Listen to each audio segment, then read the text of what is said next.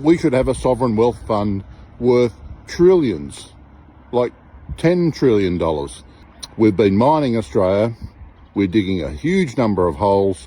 We're going to have a lot of holes and no money and no opportunity. G'day everyone, welcome to The Bothy. I'm Chris. G'day, I'm Al. Mate, a few weeks back, we showed an episode of an interview with Ross Johns from the Wimmera Mallee Environmental and Agricultural Protection Association. You got it right, that's I did get it right, yeah. Well, today, I want to share with our viewers what Ross does for his fourth job. I reckon he's probably a family man first, a farmer second, a community volunteer and leader third, and a podcaster fourth. We like podcasts. We do. And you've told me it's quite interesting, so looking forward to it. I am addicted every morning to getting up and getting my hit of Ross every single morning. It's a short little minute and a half to 4 minutes that he does every morning and tells us a bit about the world and the state of Australia. And it's from somewhere in his farm, and generally the sun's just rising over his shoulder. It's nice and early in the morning. And everything he says is spot on. Yeah. But the way he presents it and the way he says it, I think is hysterical. So for everybody who hasn't seen Ross's videos, they're on Facebook. We'll leave links. But here's an example of what you're missing out on. Good morning. Well, Australia's been run like an African republic, corrupt and as if we're going to run out of fuel. Chris Bowen yesterday in question time said 500 service stations are out of fuel in Australia. He says there's no rationing coming. There's no rationing for Australia on fuel. Well, I think it should have already been adopted. We absolutely must have our fire trucks and our emergency services full. And unfortunately, their poor management previously has put us into this position. We do not have the fuel reserves. We've got to start prioritising food deliveries into the city. Supermarkets will be out of food. Diesel trucks pick up and deliver. If we don't prioritise these essential services, they will not be occurring. I think this is just appalling management, appalling decision-making. We've got Chris Bowen, who's looking after the United Nations policy, not what's in the best interest of Australians. He has to go. He's got to go.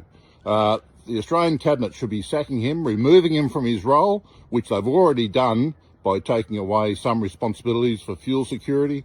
I just think unbelievably disconnected person. On other issues, I was really proud of the teachers yesterday. 40,000 teachers in Melbourne. Government, I can't understand what they're trying to achieve.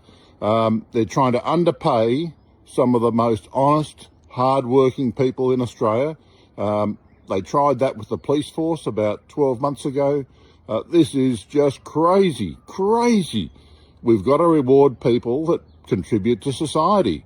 And this government seems to be rewarding only criminals and corrupt people. This has got to change. This government has to go. The whole bloody lot has to be cleaned out, and we have to put a new system in place.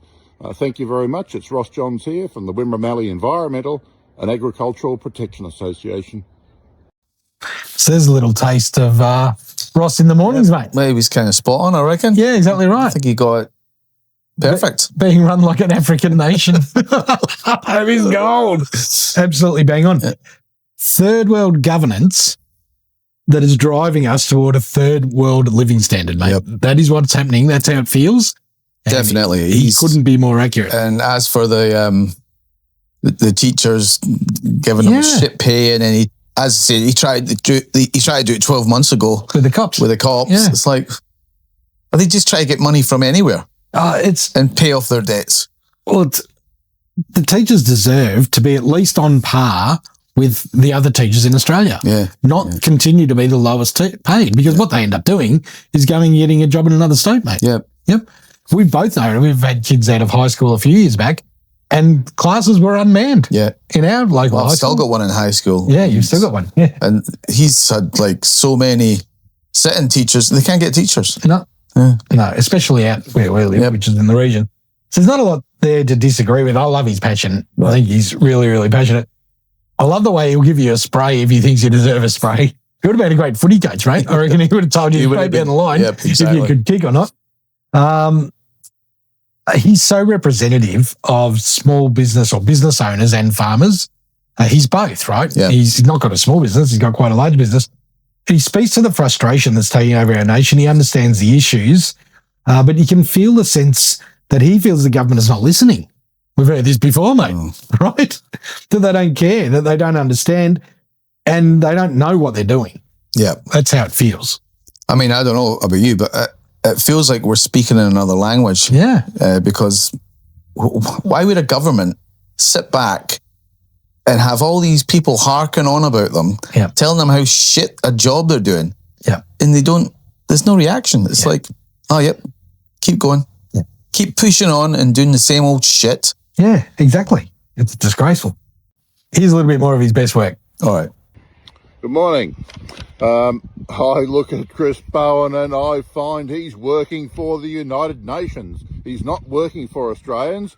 He's working totally for overseas interests and multinationals. This guy, the Australian Cabinet doesn't even trust. They've put in place a fuel czar over and above the Minister for Energy.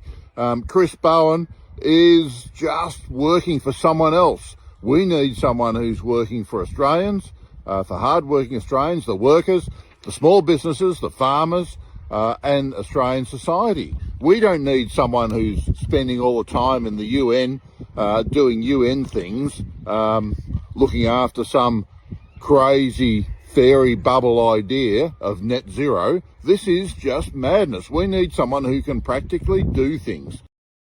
Touching on another Labor Party lunatic, little misinformation here in Victoria, just voted against giving IBEC the funds to investigate the criminal behaviour.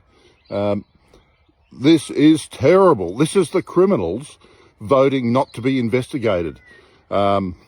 This is the most corrupt government in Australia. I think a little bit about Victoria has the highest debt load. Why the heck is Queensland and New South Wales and Western Australia, South Australia even, going to underwrite our debts and lunatic behaviour in Victoria? If it's totally criminal, none of those states are going to come to the party and say, we're going to cover your debt.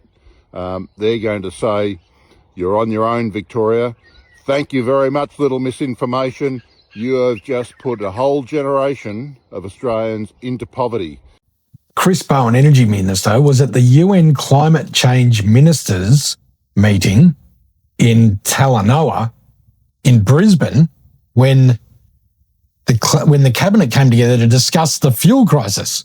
He wasn't even there, mate. So he's clearly putting his ideology ahead of Australia. Ahead of what's best for the nation. Exactly right. Again, so just sack him, Albo. This is a guy who left uni, went straight onto a council position at the age of 22 and has been in politics ever since, mate. Never worked a day in his life. No. He wouldn't know the first thing about organisation, about business, about budgeting, or how to live under the pressures he's putting Australians under. No idea, mate. Typical politician. Yep, exactly right. Anthea Harris has been put in charge of the National Fuel Supply Task Force because this guy can't do his job. Yep. So they've had to go and find someone who is willing to get their hands dirty. And this is the whole problem with Labour. Yeah. They'll get 10 people to do the job of one. Yep. Because the ministers are useless, mate. Absolutely useless. Okay. So she's in charge of coordinating supply to all regions in Australia. He should be working hand in glove with her. Yeah. He should be helping. Instead, he gets on the press. He says, oh, I've done and we've done. And come on, you. I can't say that. At least Albo's recognised that Bowen's useless and has appointed someone else to get involved, because he would have seen pretty quickly this guy's good at that, but no good at that. Yeah. Absolutely useless. You can talk the talk. Yeah, and he can't walk the walk. As for little misinformation, that's our best friend, Jacinta. Jacinta. Your best friend, anyway. That was voted down by the Labor and the Greens parties. I mean, if you've got nothing to hide, transparency, then why aren't you letting them let it be investigated? Yeah. Yep, exactly right. It's a no-brainer, mate. Yep. Corrupt as corrupt can be, mate. Yep. Let's be honest. Yep. I liked what Ross said. Yeah, he's called it out. It's the criminals saying voting to not Don't investigate us. me. Yeah. Absolutely insane.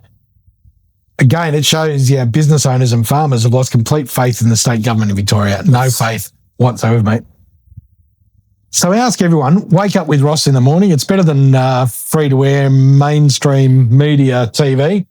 Spend a couple of minutes listening to a bloke who makes perfect sense, who has a great understanding and knowledge of business and farming, and he'll tell you straight just what is happening, mate. Yeah. And some of his stuff is really good, but we haven't played it because there's some choice words in it. And YouTube will probably go, oh, you can't say that. So we played some of the ones that aren't quite so full of vitriol.